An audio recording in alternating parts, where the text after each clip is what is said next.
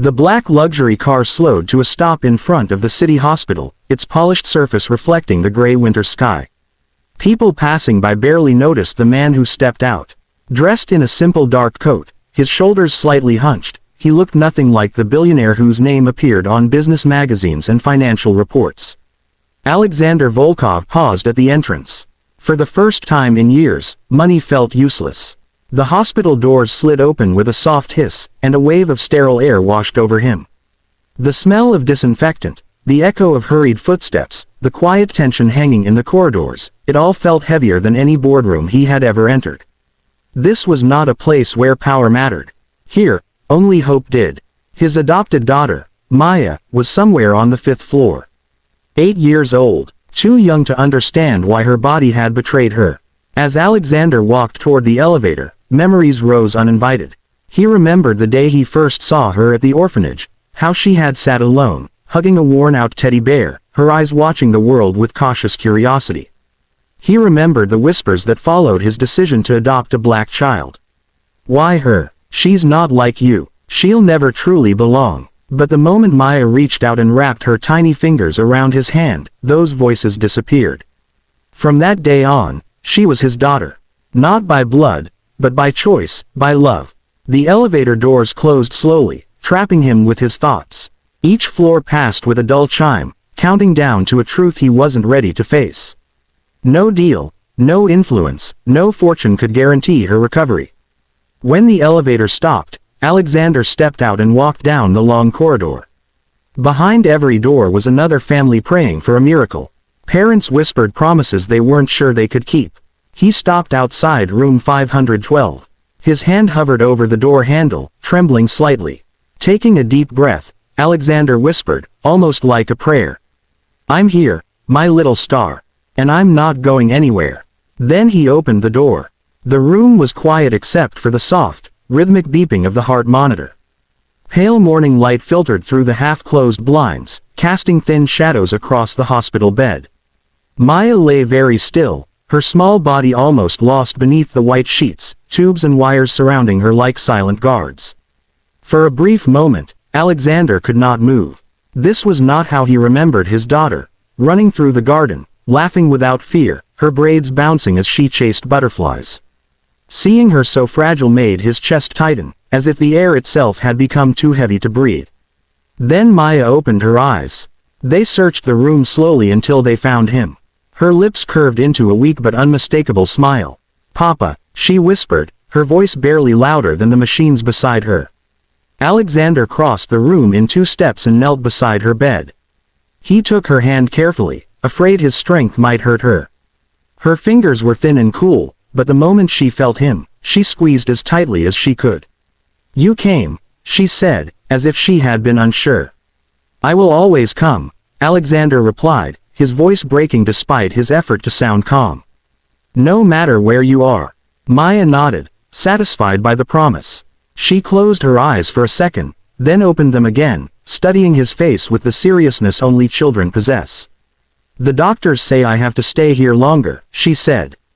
"Is it my fault?" The question struck him harder than any accusation ever could.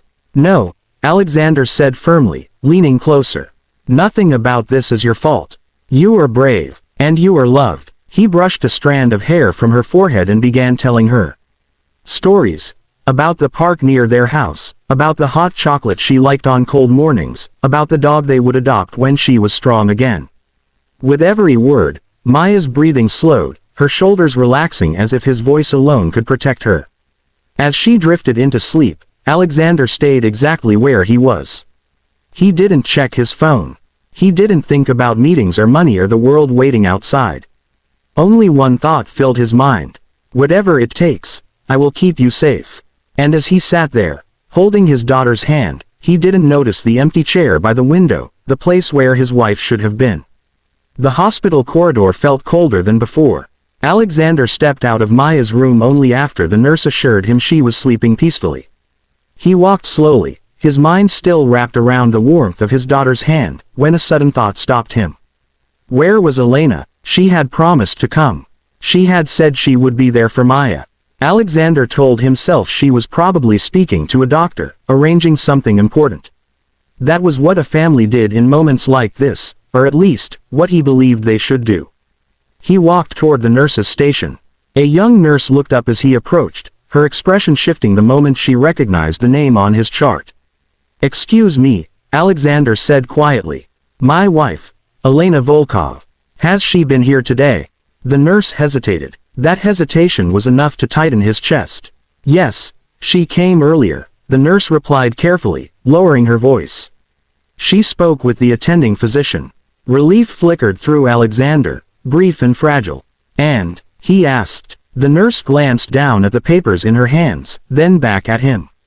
"Sir, I'm not sure how to say this." The hallway noise faded. Even the distant beeping of machines seemed to dull. "She asked about transferring Maya," the nurse continued. "To a different facility." Alexander frowned. "Why would she do that? This hospital has the best specialists." The nurse swallowed. She was concerned about the cost. She asked if a less expensive option was available. The words landed slowly, one by one, like stones sinking into water. Cost. Alexander felt his heartbeat in his ears. Images flashed through his mind. Alina's jewelry laid out on velvet, the parties, the champagne, the effortless luxury she enjoyed every day. And yet, when it came to Maya, she saw numbers. "Did the doctors agree?" he asked, his voice unnaturally calm. "No," the nurse said quickly. "They refused without your consent." Alexander nodded, but inside, something cracked. He thanked the nurse and turned away, walking toward the hospital chapel without fully knowing why. He sat alone on a wooden bench, hands clasped, staring at the floor. In that quiet space, a painful truth settled in. He had believed love was enough to make a family. But love, he realized, must be shared to be real. Elena had accepted his wealth, his status, his world, but never truly accepted his daughter. And in that moment, Alexander understood that the greatest threat to Maya wasn't her illness. It was the absence of a heart where one should have been. Morning light crept through the hospital windows, gentle and pale, as if afraid to disturb the fragile lives inside. Alexander had not slept. He spent the night in a chair beside Maya's bed, listening to the quiet rhythm of her breathing, letting each rise and fall reassure him that she was still there. When Maya woke, she looked at him with sleepy eyes and smiled. "Papa, you stayed." "Yes," Alexander said softly. "I stayed." She studied his face for a moment, sensing something different. Children often understood what adults tried to hide.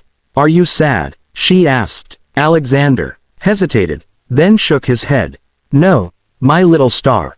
I'm strong. And so are you." After the doctor finished morning rounds, Alexander asked to speak privately. In a calm, steady voice, he asked questions about treatments, long-term care, chances of recovery.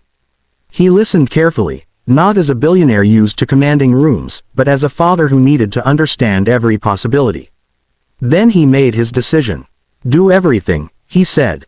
"Whatever she needs. No limits." The doctors exchanged glances. They had seen wealth before, but rarely this kind of devotion. Within hours, paperwork moved faster than it ever had. Specialists were called. New equipment was approved. But Alexander did not stop there. He walked through the pediatric ward, past rooms filled with children whose parents sat helplessly at their bedsides. Fear looked the same on every face, regardless of status or skin color. At the administration office, Alexander signed another set of documents. A donation large enough to fund an entire pediatric wing. A place where no child would be turned away because of money. When Elena finally arrived that afternoon, her heels echoed sharply against the floor. She began to speak. About expenses, appearances, practical decisions. Alexander listened in silence. Then he said quietly, "You saw a cost. I saw my daughter." The words ended the conversation. That evening, Alexander returned to the mansion only once, to pack a single suitcase. He left behind the silence, the luxury, and a marriage that had already abandoned compassion. As he drove back to the hospital, the weight on his chest lifted slightly. For the first time, his path was clear. He chose love over comfort, humanity over convenience, and that choice changed everything. Spring arrived quietly, almost shyly, as if unsure whether it was welcome after such a long winter.